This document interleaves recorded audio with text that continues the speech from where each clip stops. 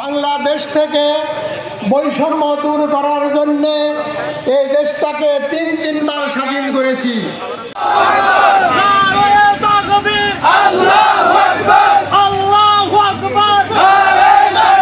বাংলাদেশ জামাত ইসলামী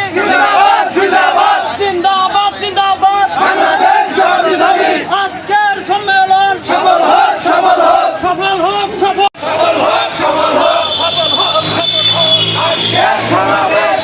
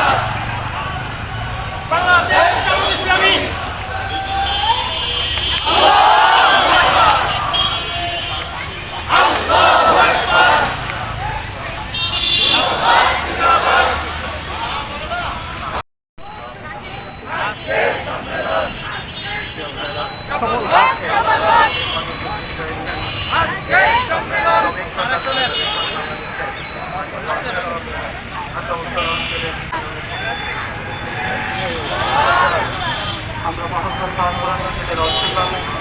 এ পর্যায়ে আজকের অনুষ্ঠানের উদ্বোধনী বক্তব্য পেশ করছেন শহীদ কাফেলা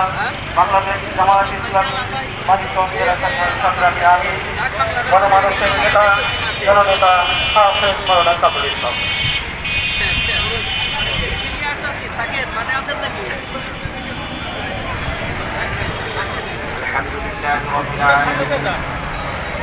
الصلاة والسلام على سيد المرسلين وعلى آله وصحبه أجمعين